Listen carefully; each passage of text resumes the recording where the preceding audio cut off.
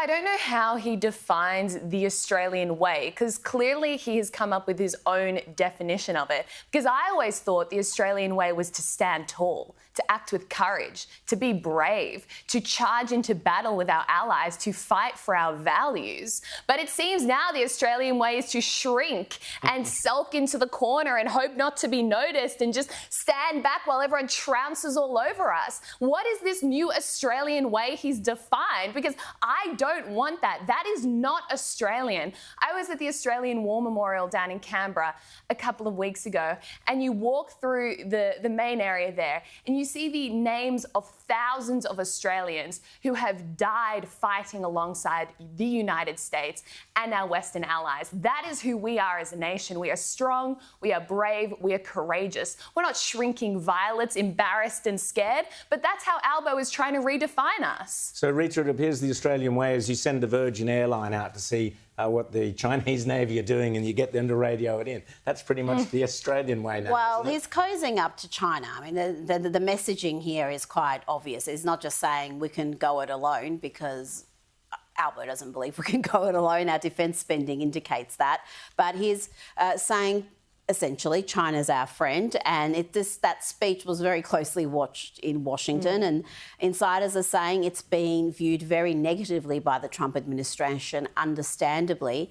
And we need the US, we need the Trump administration. We've seen the NATO allies, after having their little tantrums, fall into line and do what Donald Trump has asked them to do, which is to be a little bit more self-sufficient in defending themselves by devoting more of their GDP spent on spending greater amount on defence, greater percentage of their GDP.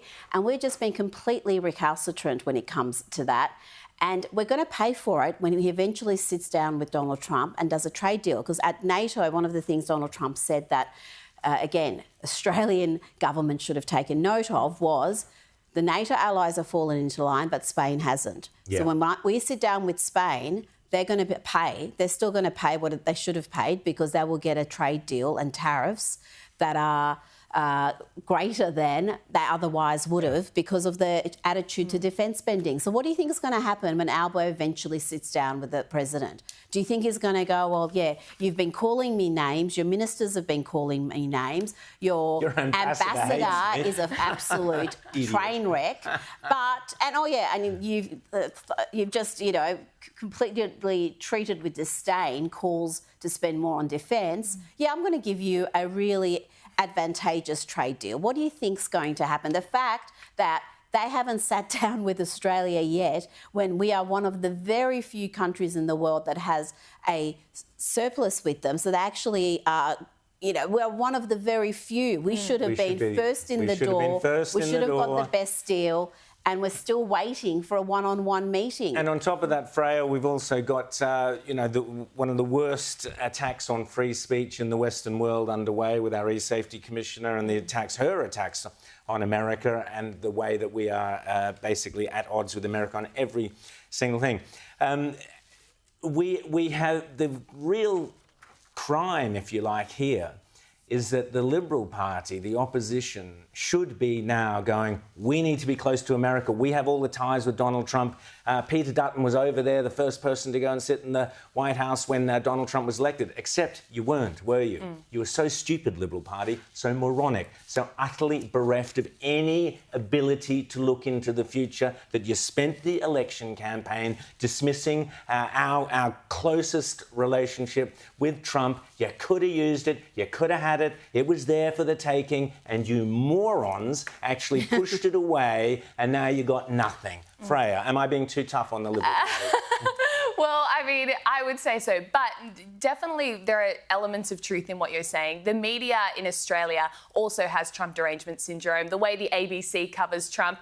If you're just an average Aussie, chances are the only messaging you're hearing about Trump is negative, 100%. Hysterical commentary from the left. And so I think definitely in the lead up to the election, that influenced the Liberal Party's thinking. Yeah, they were scared. That's just cowardice, because the same messaging, the same Trump derangement syndrome exists in the UK when it comes to any reporting on US politics. And yet you got Nigel Farage not kowtowing to that. He's saying, he's copying policies straight from the Trump playbook. He's not shying away with the alliance with Donald Trump, and he's winning. Yeah, and you've got Keir Starmer, a hardcore lefty in the same Albo mold, who's like worked Donald out Trump. how to... And he's straight off to Trump. It's not necessarily about Trump or not. It's about standing on strength and actually having leadership. But that is what we are lacking in this country, because our conservatives, our so-called conservatives, look at the media coverage, look at what the focus groups are doing, and they don't try to counter it. They don't say, well, obviously, we need to explain our position. We need to articulate these policies and why we believe in them, like they did with The Voice.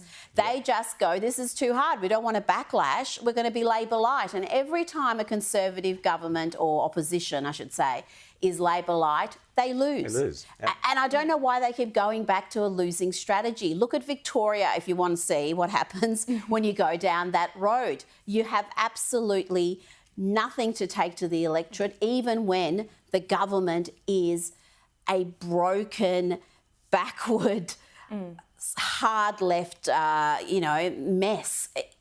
They will still win because people will vote for a party that believes in something. And the Liberals at the moment, it's hard to understand what they actually believe in. Well, I want to raise the question. We'll be talking to Billboard Chris shortly, who won a massive victory this week against the E-Safety Commissioner, Freya. And this was simply on the grounds that the E-Safety Commissioner tried to block Billboard Chris from his legitimate points of view about Australia's transgender representative going to the World Health Organization and the fitness or otherwise of that individual.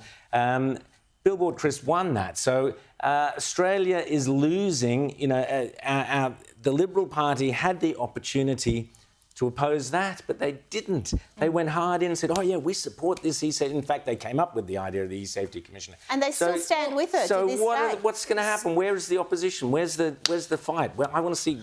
We're already 2 months into this ghastly government, and I haven't seen Susan Lee lay one finger on the government. That's not good enough for me. Yeah, well, the E-Safety Commissioner, originally the intention was to take down things like child pornography, exploitation material. No one disagrees with that. That we can all get behind. But they're not doing that. But that's the problem, right? With bureaucracies, you start by giving them one mandate and then things creep. Well, I don't know. And so Don't blame the bureaucrats, blame the politicians. When you appoint a hard left activist from America whose political activism has been very evident and clear if you just care to look, when you appoint someone like that to the role, then you're shocked that the direction of the whole E-Safety Commissioner's office goes somewhere you weren't expecting. But to this day, they have not stood against her. So I'm sorry, the Liberals don't get a pass here, because even if they were misguided in coming up with this concept and appointing her,